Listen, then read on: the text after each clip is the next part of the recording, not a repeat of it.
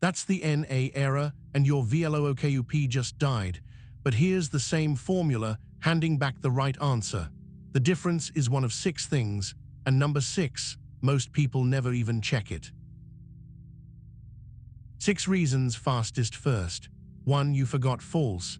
2. Text that looks like numbers. 3. Hidden spaces.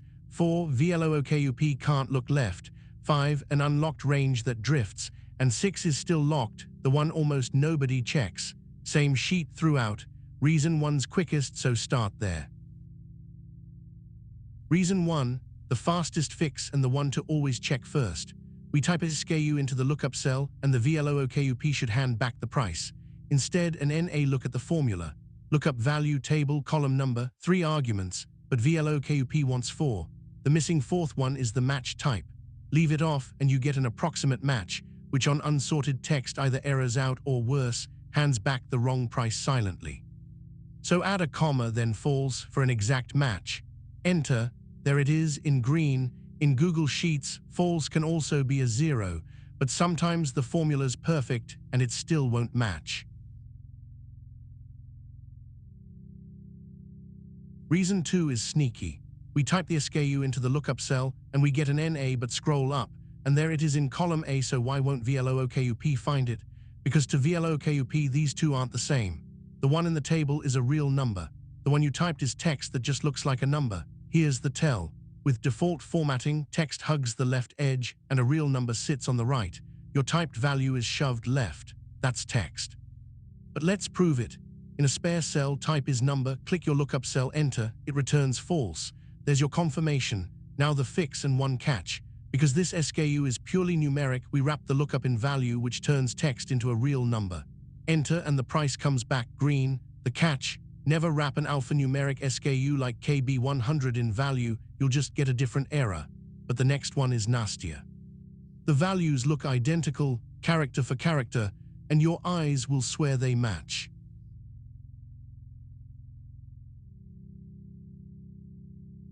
Reason 3 is the truly sneaky one, because this time the formula is flawless. We look up KB100, it's right there, and the NA is back. Same spelling, same case. So why no match? Because what you see isn't what's stored. There's an invisible trailing space after KB100 in the table. Let me prove it. Drop a quick LEN check beside both. Your value reads as 6 characters. The table's reads as 7. That phantom space means KB100, and KB100 with a space are 2 different things to VLOOKUP. The fix is one word. Wrap your lookup in trim, which strips spaces off the ends before matching. Enter, and there it is, clean and green, £49. One warning: if a non-breaking space sneaks in from a web copy, neither trim nor clean catches it. You'll need substitute for that. We're halfway. Catch your breath, because number 4 changes the rules.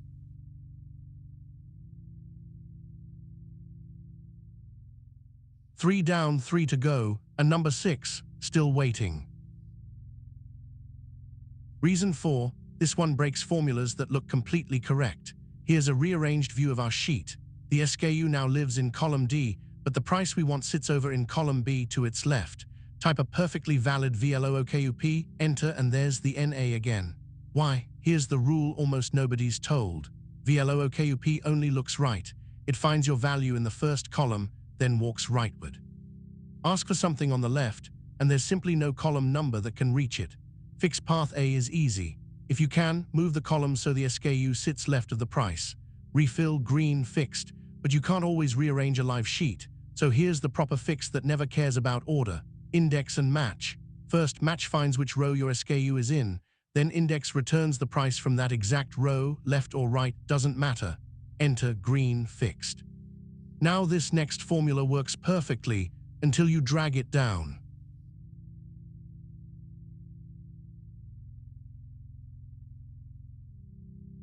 Reason 5, sneaky, because the top of your column works perfectly.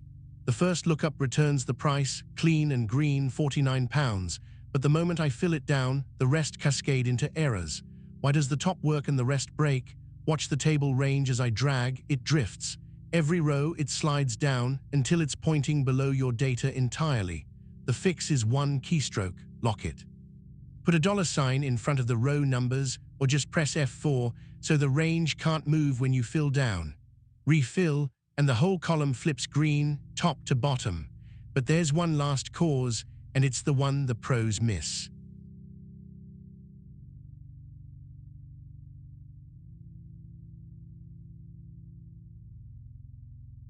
Right, number 6, the one that catches people who have used VLOOKUP for years.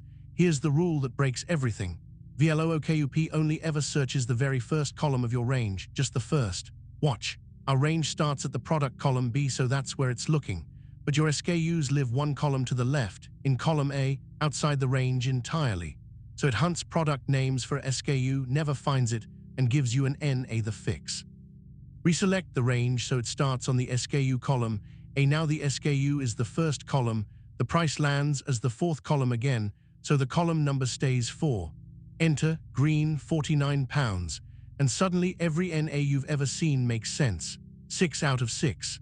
But what if your lookup column could be anywhere, and a missing match never errored again?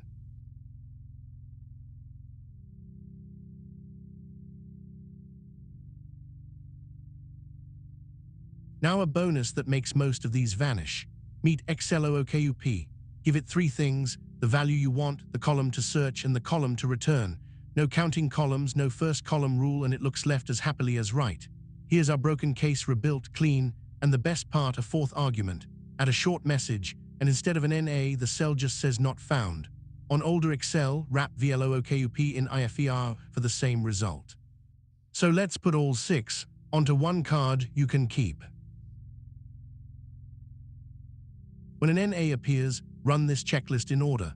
First column, data type, hidden spaces, false for exact match, locked range, in that order. Work through those 5 and you'll catch every NA. Screenshot this card now, so it's there the next time a lookup breaks. If this helped, a subscribe genuinely helps. And when you're ready to leave VLOOKUP behind for good, the full XLOOKUP guide is right here. Thanks for watching, and go fix that sheet.